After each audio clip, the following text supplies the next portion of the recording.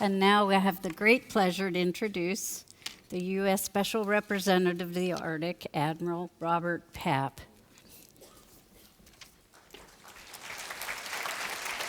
Good morning.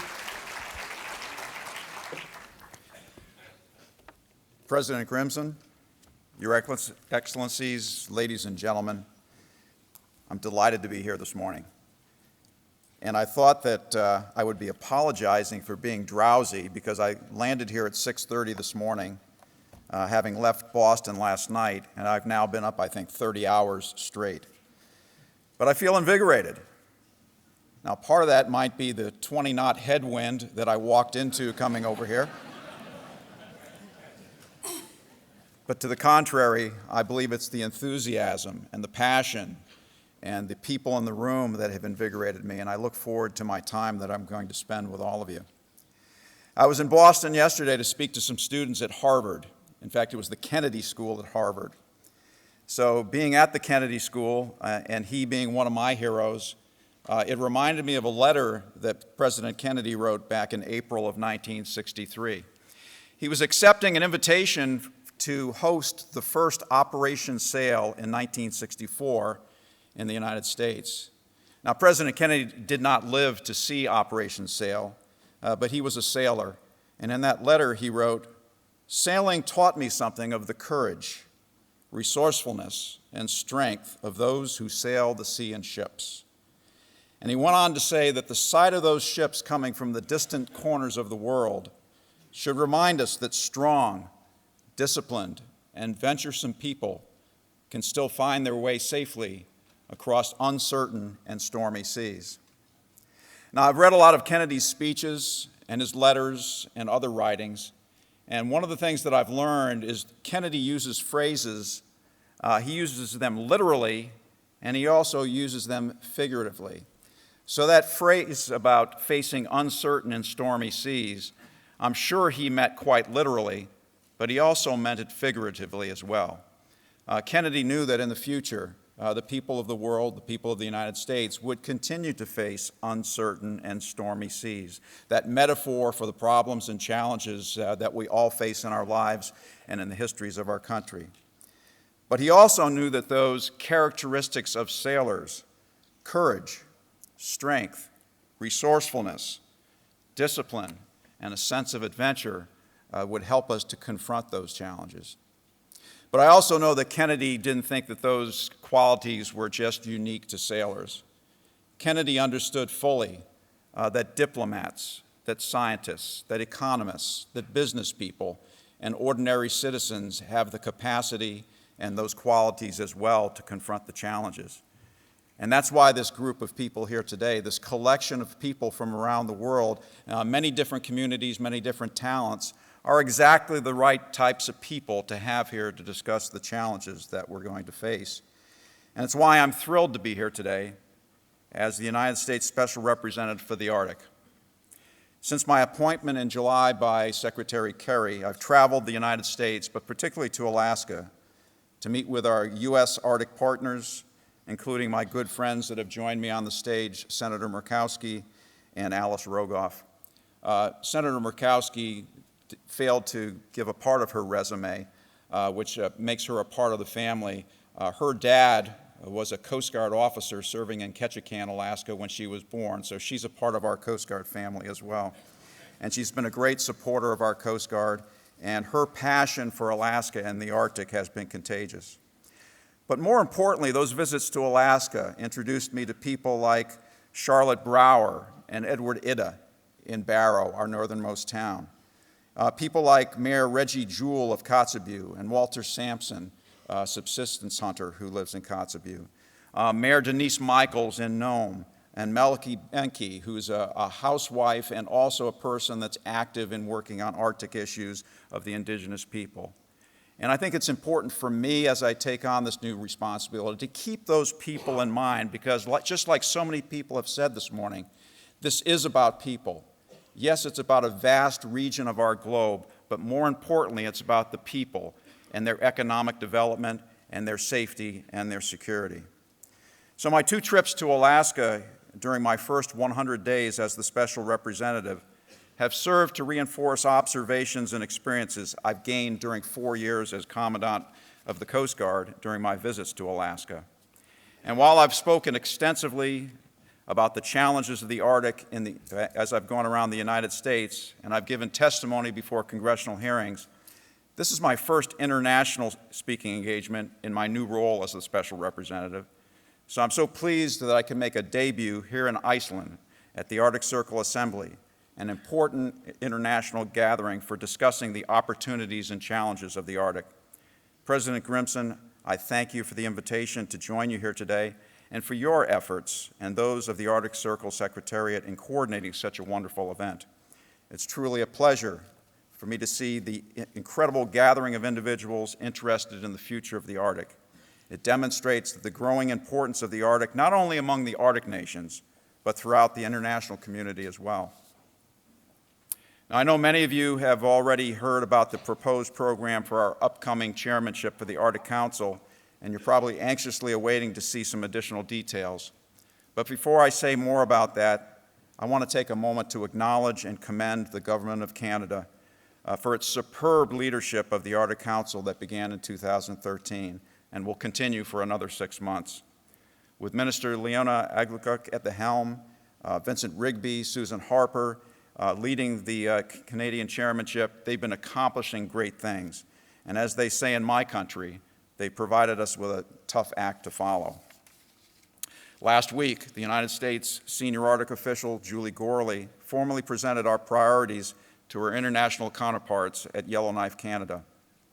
While consensus within the Arctic Council on our proposed program must still be obtained, we look forward to working with our fellow Arctic nations and the 6 permanent participants on launching an aggressive, forward-leaning agenda for the 2015 ministerial meeting. We seek to advance actionable goals with quantifiable results. The proposed theme for the United States chairmanship is what I'd like to focus my remarks on today, because I believe even after our chairmanship ends, this is a message that must carry beyond the scope and authorities of the Arctic Council. Our theme is One Arctic, with shared opportunities, challenges, and most importantly, responsibilities.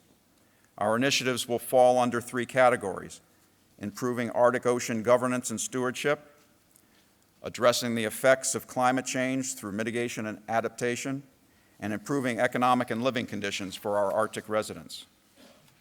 Now, when I look at a picture of the Earth directly down on the North Pole, just as Alice Rogoff has provided up here, as a sailor, I view it as a maritime environment. And the United States is a maritime nation, but also, as the Senator has pointed out, we're an Arctic nation as well.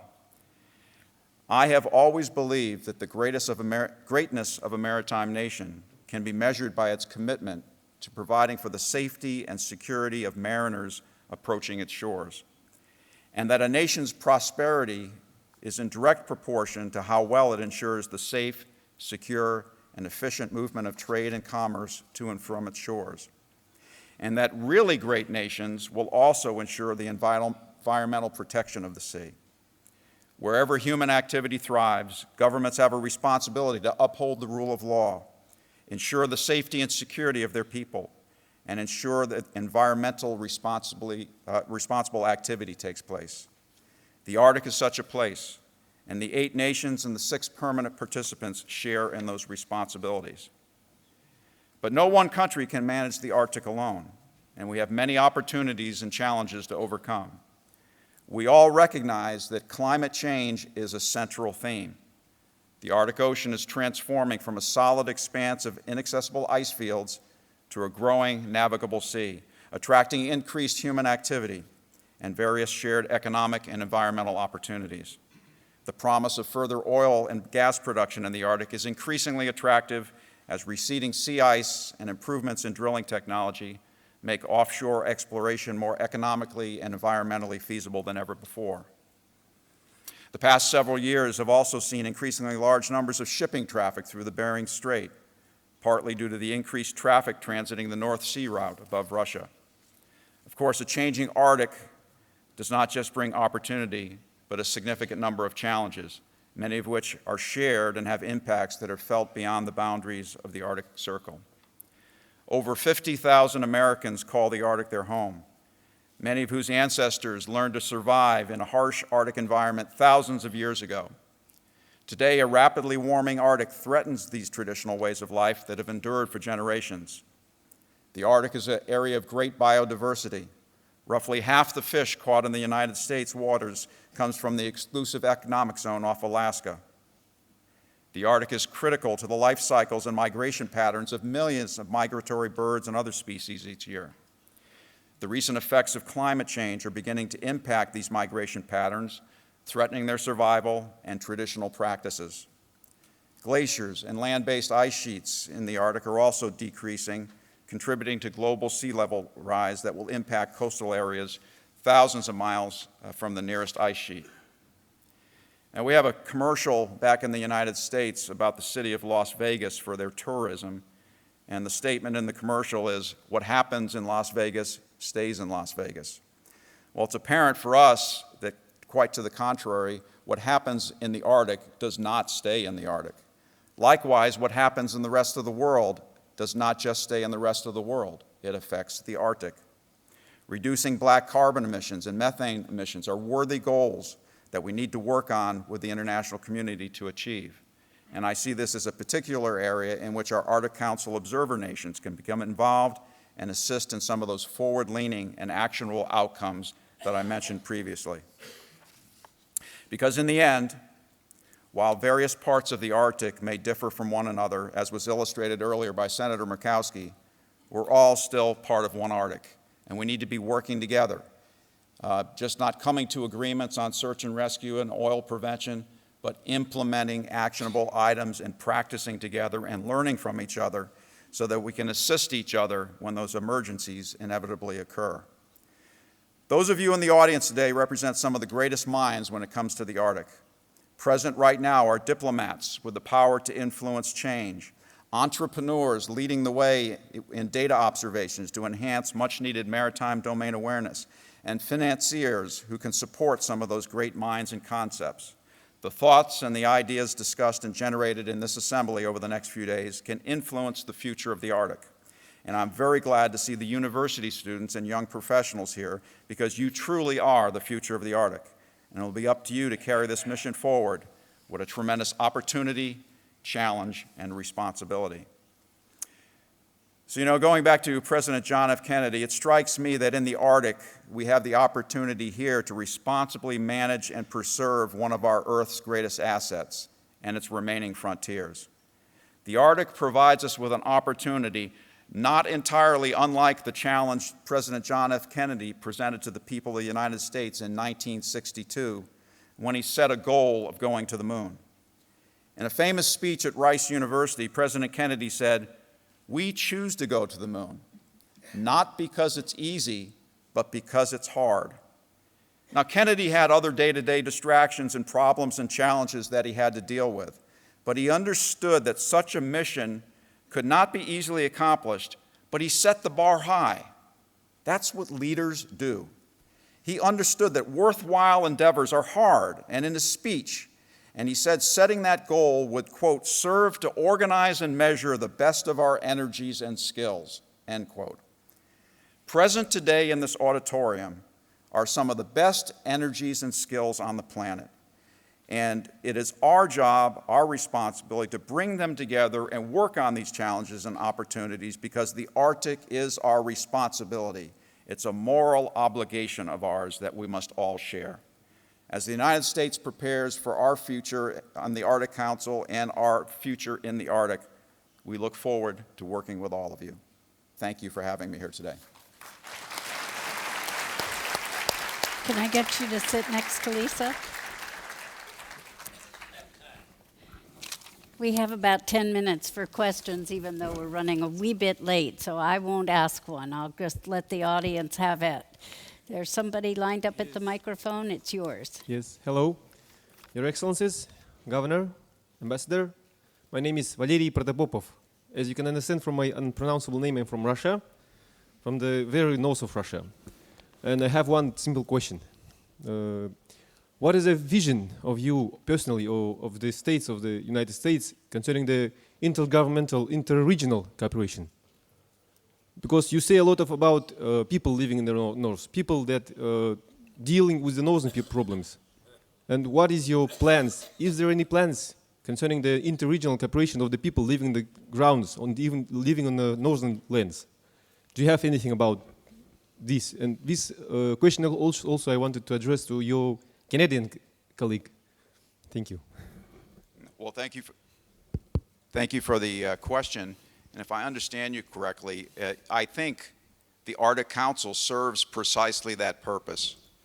It brings together the 8 Arctic nations, but more importantly, it brings together the 6 permanent participants, the people of the Arctic, the people who have lived there and it has been their life for thousands of years.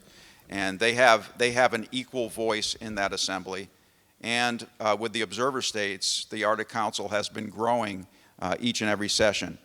And I think one of the things that the United States will look forward to is that if you want a seat at the table, being an observer state is not just sitting there and listening. It's being actively engaged. It's participating. Perhaps not just ideas, but perhaps resources as well as we try to develop the northern area. Actually, I was asking about you are talking about states. States are dealing with big problems, but I'm talking about regions, like state of Alaska, that is dealing with little problems, regional problems. Are you planning to do anything to help people from the regions, from the states, not from the governments, but from the states, from the regions to cooperate, to solve their problems together?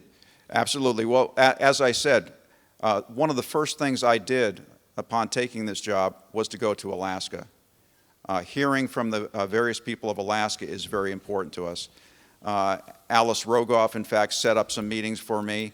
And when my team went to Alaska in August, we met with our federal representatives, our state, the state legislature. I believe Senator Liesl McGuire is here with us for this session. We met with the Alaska Native organizations. We met with the oil companies. We met with the academics. We want to have all the voices at the table to help form the agenda for the United States as we go forward to the Arctic Council. So this is a very active process for us. And more importantly, from a very parochial point of view for the United States, I think having the chairmanship of the Arctic Council is our best opportunity to get those other 48 states that we talk about, actually 49 including Hawaii, to understand that the United States is an Arctic nation. We have the microphone, we have the ability, and we're going to launch a very aggressive diplomatic and public affairs campaign to make sure that the citizens of the United States understand their obligations in the Arctic as well. Okay, thank you. Can we have this side of the room? Thank you. My name is Heather Exner-Pro from the University of Saskatchewan. And my question is to you, Admiral Papp, on the nature of your role. There's been some excitement and some buzz on the special representative to the Arctic, but maybe not a lot of understanding of what a special representative does. And I understand that you probably won't be the senior Arctic official to the Arctic Council. So would you say your role is to explain the Arctic to the United States, or to explain the United States to the Arctic, or something in between or other than that? Yes. Next question.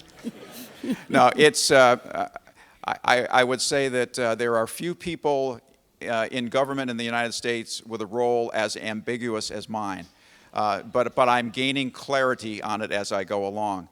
I had planned to be on a long vacation after working for the United States government for 39 years. I had planned to go on a long vacation with my wife and my grandchildren and do some other things. And the night before my retirement, I received a call from Secretary Kerry personally, and he knew the right buttons to press.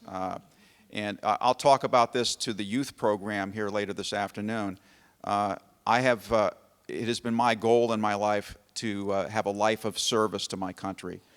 So being asked to continue to serve my country was all that Secretary Kerry had to say, given the fact that it had to do with the Arctic, which I have a passion for, made the job even more attractive.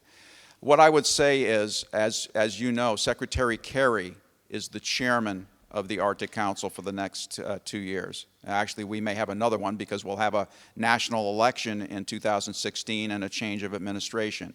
But Secretary Kerry is the chair. He has a few other things on his plate that he takes care of.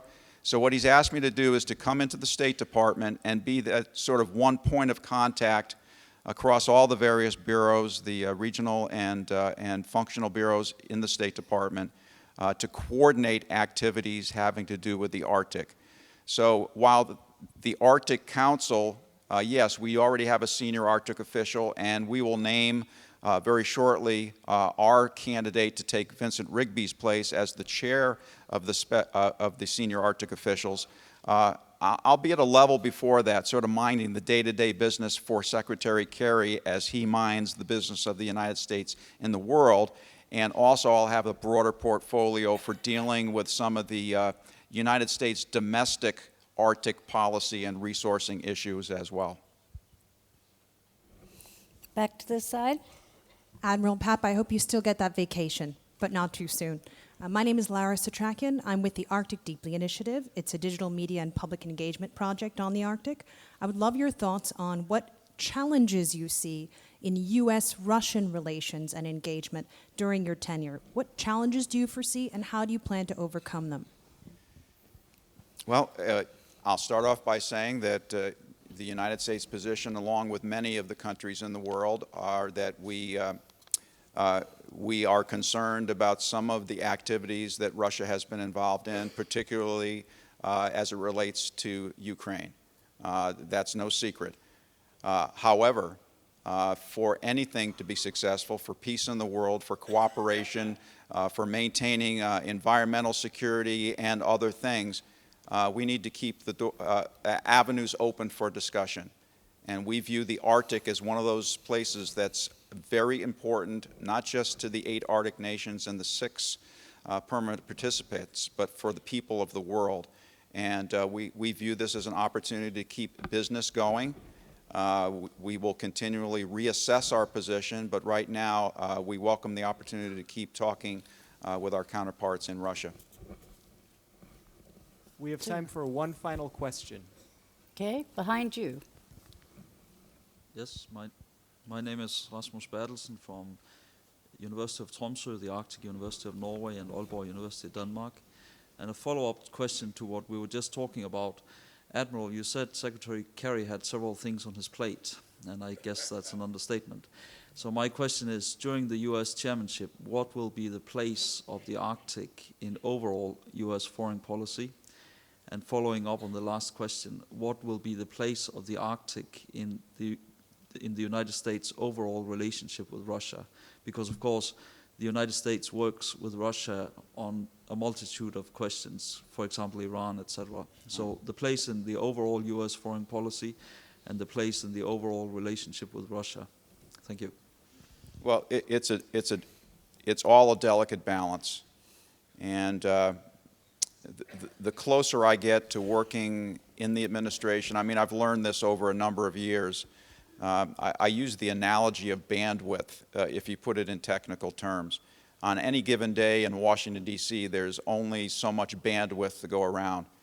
So the Arctic, I can tell you, is very important.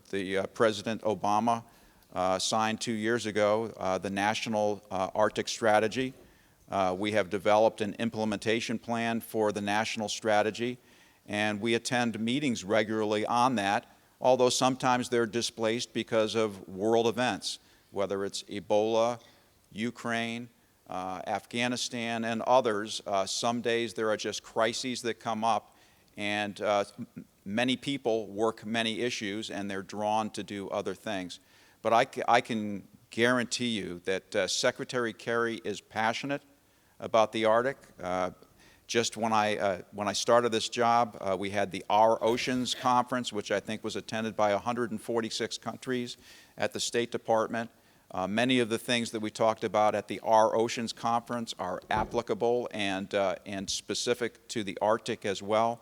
And I met with Secretary Kerry on Monday for about an hour before coming here. And I have to tell you that even though I think we've got a very aggressive and forward-leaning program, he wanted to know if we were being aggressive and had enough in the program, or if we were selling ourselves short. So it's an object of passion for him. He and the President both believe deeply that the Arctic is a very high-level strategic interest of ours. They want good order. They want it to be environmentally sound. They want to look after the people that live in the Arctic. And we will devote as much effort as we can to keep this a high priority. Thank you. I'm sorry we don't have time for more questions, but when there's a break, look for these two distinguished Americans outside. Thank you very much. So much for lots of questions. Thank you.